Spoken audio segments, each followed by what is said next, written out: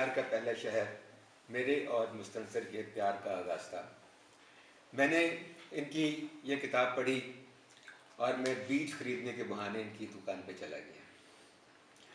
وہ بیج میں نے گھر میں آ کر بوئے، ان کے پھول نہیں بنے، وہ نہیں اگے، مگر ہماری دوستی اگتی رہی اور ہمارے دوستی کا پھول مہکتا رہا. اور آج اس محبت کو، اس پیار کو 30 سال سے زیادہ کا عرصہ ہوتا ہے. اس عرصے میں مستنصر نے جو مارکے انجام دیے وہ مجھے بتانے کی ضرورت نہیں. فکشن ہو، افسانہ ہو، ناول ہو یا ٹریولاگ یا کالم، ہر جگہ مستنصر کا اپنا ایک رنگ ہے. اور اداکاری جو ہے وہ ایک ایسی چیز ہے جسے میں اس سے زیادہ اس کے پروڈیوسروں کا کمال سمجھتا ہوں کہ انہوں نے اسے ایکٹر بنا دیا. ہوگی بعد میں انہوں نے کہا کہ اس کے اندر ایکٹر بھی ہے. اور پھر ایک ماڈل، کس کا ماڈل؟ سعد کین کا، جس نے سعد کین نے خود ان سے ریکویسٹ کی، سے کہا کہ یار مستنصر میں تمہارا پورٹریٹ بنانا چاہتا ہوں. اور وہ ایک میرے خیال میں ایک انتہائی اعلیٰ پورٹریٹ ہے جو ان کی کتابوں پہ بھی اور ان کی چیزوں میں چھپتا رہتا ہے. تو یہ ایک ہمہ صفت موصوف شخصیت ہے. تو میں نے ان سے درخواست کی کہ ایک شام ہمیں بھی دیں، اور انہوں نے کہا کہ میں صرف 2 گھنٹے 6 سے 8 تک آپ کے پاس ہوں. تو میں نے کہا مجھے یہ بھی منظور ہے، آپ آئیں تو صحیح. تو تشریف لاتے ہیں مستنصر سینتار.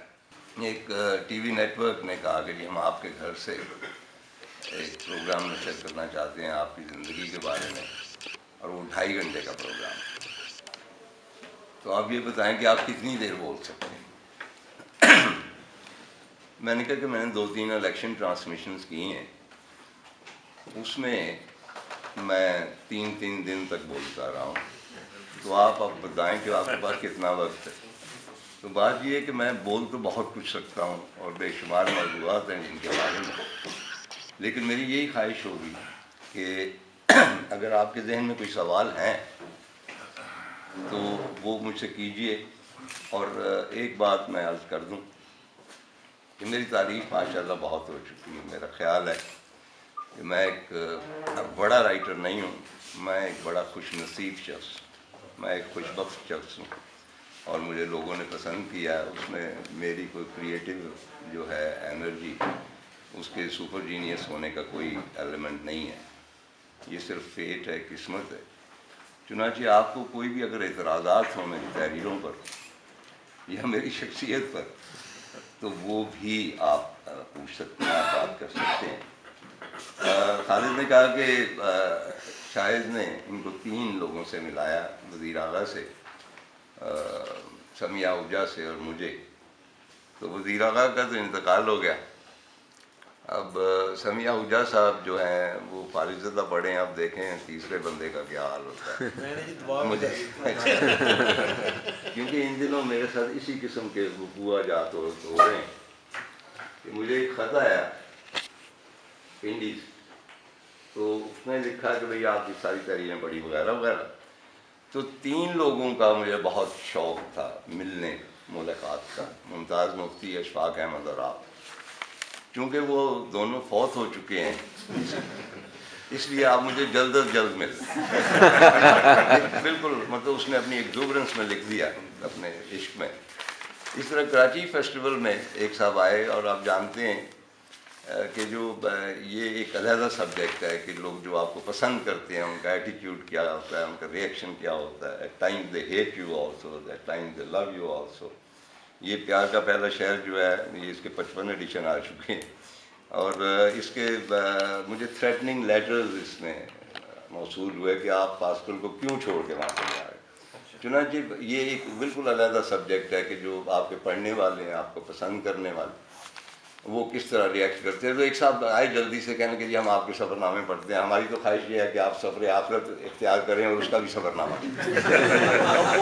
یہ ایک معصوم سی ان کی.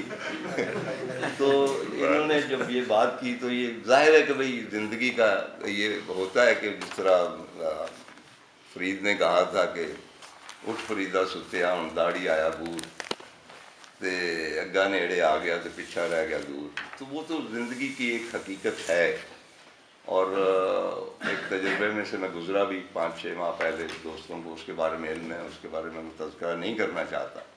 لیکن بہرحال یہ زندگی کی شام ہے، اور اس کو میں زندگی کی شام کو بھی میں اسی طرح انجوائے کر رہا ہوں جس طرح میں نے زندگی کی صبح کو اور زندگی کی دوپہر کو انجوائے کیا تھا. اور میں نے کہا کہ میں بہت ہی خوش نصیب شخص ہوں، اور ابھی تک میرے حواس قائم ہیں، اور یہ میں نے فیصلہ کر لیا ہے کہ آئندہ سے جو نیا گھر بنایا ہے اس میں ایک پاؤڈر روم ہوگا میری اسٹڈی کے ساتھ. اور اس کی وجہ ہے کہ میرے دوست بھی سبھی قبولت زدہ ہو چکے ہیں اور ان کی مختلف اشیاء کمزور ہو چکی ہیں، تو مجھے ان کا دھیان رکھنا چاہیے. ایک بیدی صاحب کے حوالے سے جو بات کی خالد نے، میرا ایک ناول ہے خس و خاشاک زمانے.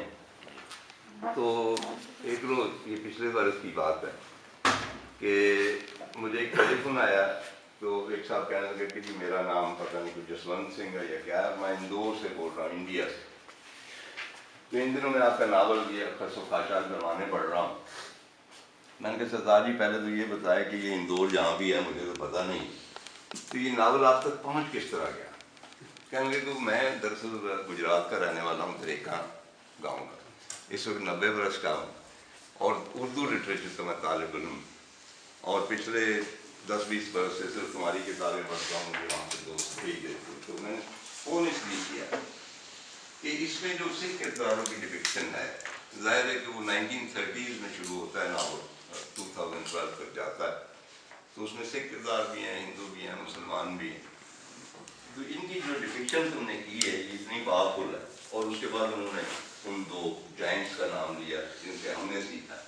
تو انہوں نے کہا کہ مجھے ان میں بھی اتنی طاقت نظر نہیں آئی. تو یہ تم نے کہاں سے یہ حاصل کیا ہے؟ کیونکہ تمہاری عمر ظاہر اس وقت نہیں تھی کہ تمہیں سکھ جو معاشرہ ہے یا ان کے درمیان اٹھنے بیٹھنے کا موقع ملا. میں نے کہا جی بالکل، مجھے تو یاد بھی نہیں ہے کہ بھئی کبھی اس خطے میں مطلب سکھ تھے یا مطلب کوئی تاریخ میں پڑھتے ہیں. کہنے لگے یہ کہاں سے آپ نے مشاہدہ کیا؟ تو میں نے انہیں کہا کہ بات یہ ہے کہ چونکہ میں مطلب کاشتکار ہوں، کاشتکار کا بیٹا ہوں، جاٹ ہیں ہم لوگ، اور جاٹ جو تھے وہ کسی زمانے میں سکھ ہوا کرتے، تو ہم نے اپنا مذہب بدلا، اپنی خصلت نہیں بدلی. چنانچہ جتنے بھی کردار ہیں یہ میرے سب عزیز ہیں، کوئی چاچے بابے، کو پھپھیاں تائیاں. غلام فاطمہ کا نام میں نے جسونت کور رکھ دیا ہے، اور مطلب ہے کہ غلام دین کا نام میں نے لینا سنگھ رکھ دیا ہے. اوور آل کہنا میں یہ چاہتا ہوں کہ یہ ضروری نہیں ہوتا کہ آپ ان کرداروں سے ملے ہوں تبھی آپ کو یہ ایک مطلب ایک امیجنیشن بھی ہوتی ہے، اس کو اخذ کرنا بھی ہوتا ہے. چونکہ پچھلے دنوں فیض میلہ ہوا تھا، تو اس میں میرا ایک لیکچر تھا آرٹ آف ناول کے اوپر، اس پر میں نے خاصی تفصیل سے بات کی تھی. بلکہ فاروقی صاحب سے ملاقات ہوئی تو کہنے لگے کہ بھائی آپ کے ناول کا اور میرے ناول کا ان کا جو سد آسمان ہے، ان دنوں انڈیا میں بہت موازنہ ہو رہا ہے. تو میں نے کہا جی وہ موازنہ ہو نہیں سکتا، کیونکہ بنیادی طور پہ میں نے پنجاب کی بات کی ہے کیونکہ میں پنجابی ہوں. آپ نے لکھنؤ اور دلی کی بات کی کیونکہ آپ وہاں کے ہیں، میں نے آپ نے وہاں کا کلچر بیان کیا، میں نے یہاں کا کیا. اچھا یہ پنجابیت کی بات تھوڑی سی میں اور کر دوں کہ انہیں جانتے ہیں کہ ایک خاتون ہے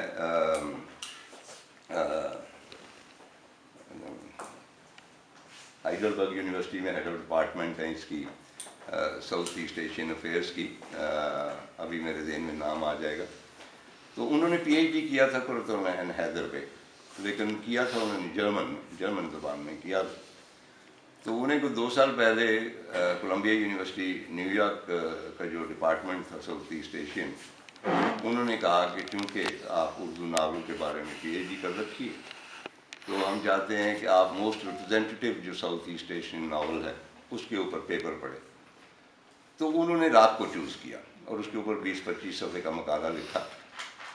تو میں نے ان سے پوچھا فون پہ، میں نے کہا کہ آپ نے پی ایچ ڈی تو کی قرۃ العین پہ، تو آپ نے میرے ناول کو کیوں چنا؟ تو ان کا یہ کہنا تھا کہ بھئی اس میں اوور آل کہ جو ٹوٹل صورتحال ہے ساؤتھ ایسٹ ایشیا کی، وہ مجھے ان کے ناولوں میں اس طرح نہیں ملی جس طرح رات میں ملی ہے.